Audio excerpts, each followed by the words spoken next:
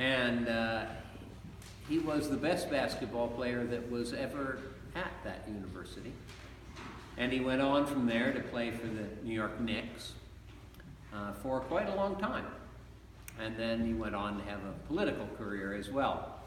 But early on, in those days when he was at Princeton, John McPhee, a writer, wrote a book about him.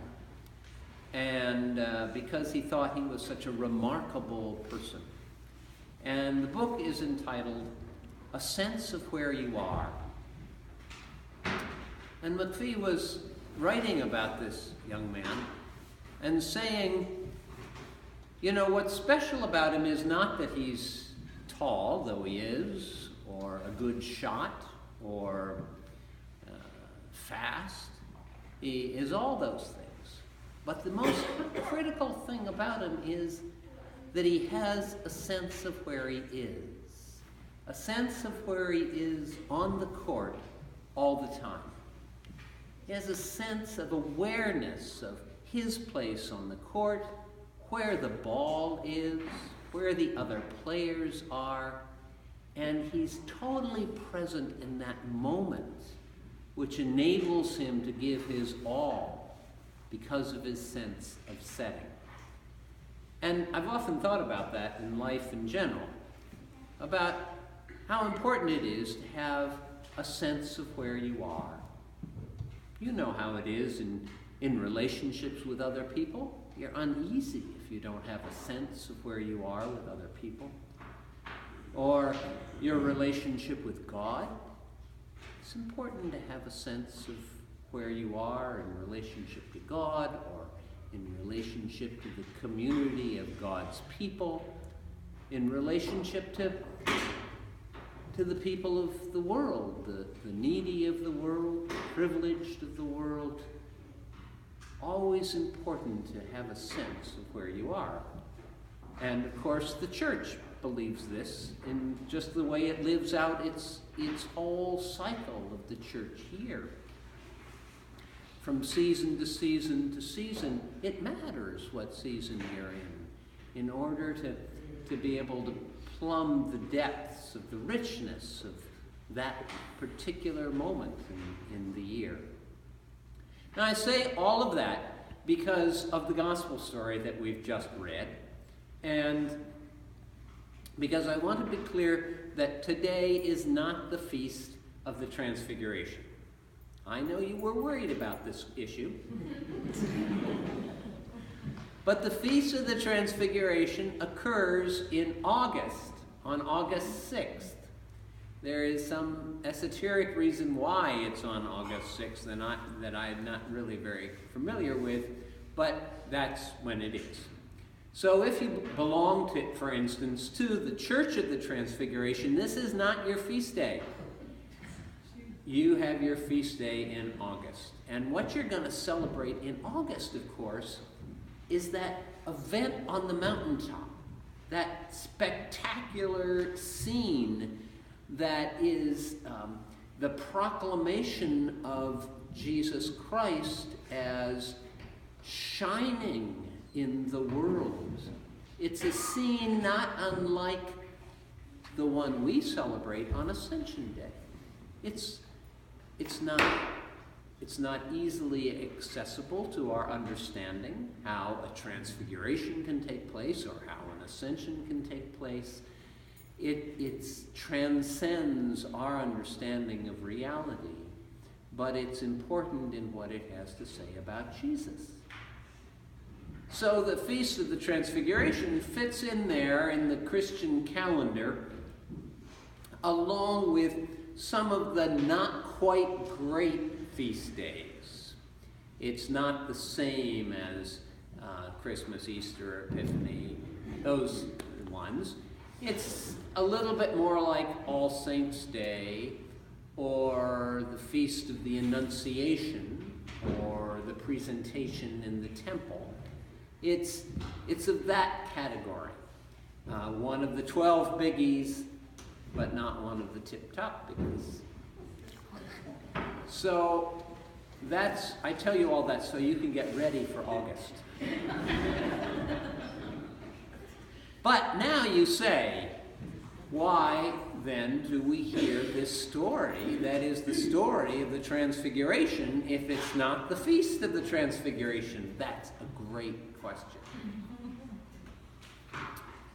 And we have to remember that we need to have a sense of where we are in the telling of the story of Christ. And where we are is at the end of the season of Epiphany. And the season of Epiphany is, of course, that season that we say is the season of the manifestation of Christ in the world. We hear a series of stories about how the uniqueness and specialness of Christ in the world is revealed in the season of Epiphany. We start with the baptism of Jesus at the river and the voice from heaven that says, "This is my beloved Son." And we hear his first miracle in Cana of Galilee, and we hear his first sermon in the synagogue in Nazareth, and the reaction to that. And this is the culmination story of how the light that Christ represents coming into the world in the person of Jesus is made manifest in the world.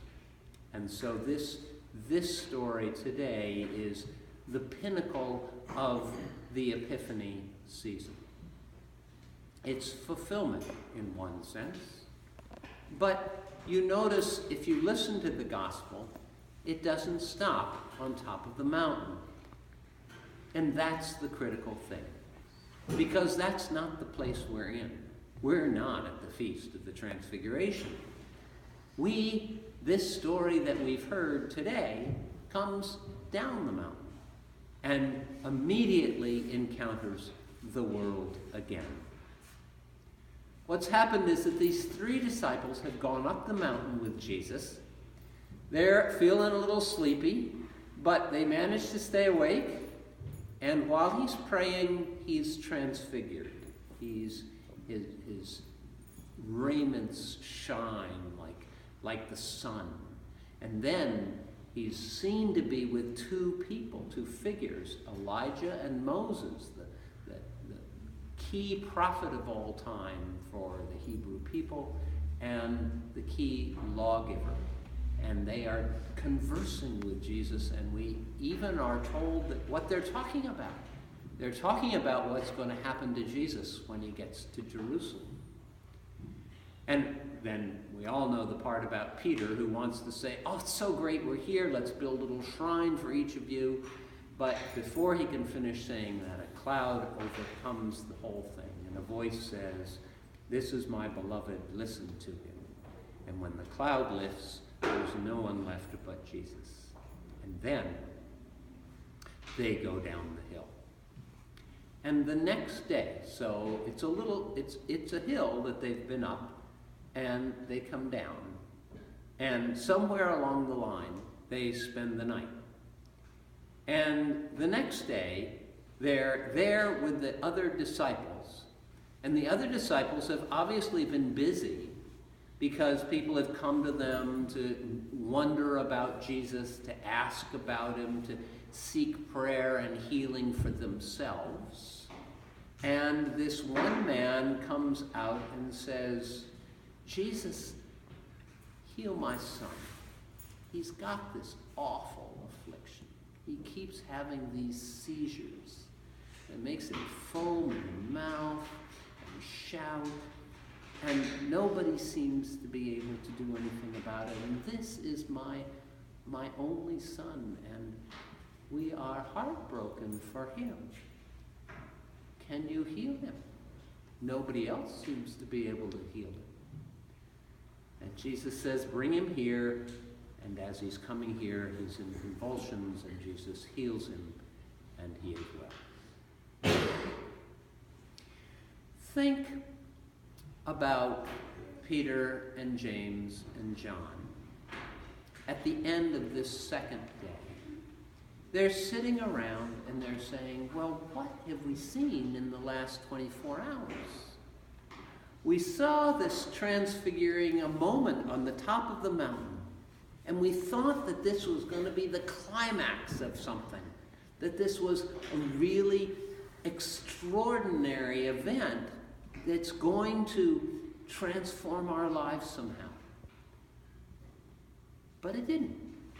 The next day, life's just the way it's always been. There's all these people who are hurt and broken. There's so much suffering in the world, and it's right there just the same as it was before that funny event up the hill. And nothing has changed. And not only that, but this healing and this ministry, which sometimes we can do, sometimes we can't do.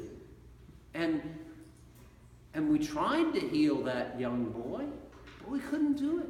You would think after that big thing we just saw on the mountain, we'd have some extra power we could use to heal, but we failed. And so what should we make about what happened on the mountain and what happened with the healing? About our ability to heal people and our inability to heal people. What sense does that make? What shall we make of that, they say to one another. And I don't know what they say. I don't know what sense they make about it.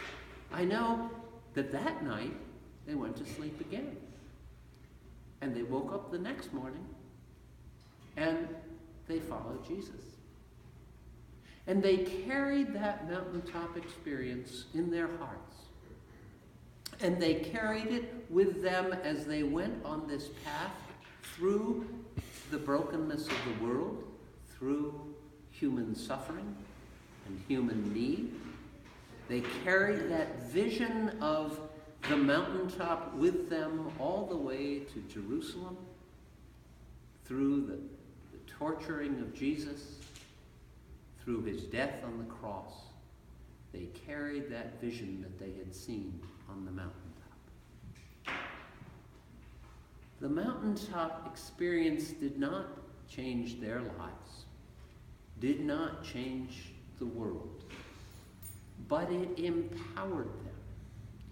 It empowered them in this kind of subtle way to carry on, to walk further with Jesus. It empowered them maybe sometimes to be able to heal the world. Maybe sometimes they were able to provide food to people who needed it, or healing to those who were sick. Maybe. But just as equally, they probably couldn't do that much either. They couldn't bring healing. They couldn't feed all the hungry of the world. They couldn't do the magnificent things they really wanted to do.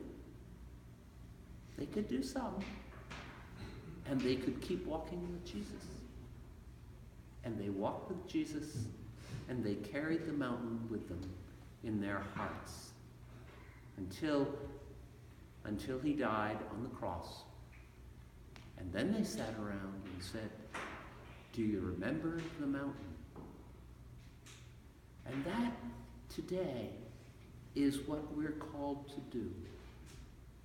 The place where we are in this moment in the church year is not just the fulfillment of the season of Epiphany, but the beginning of the season of Lent.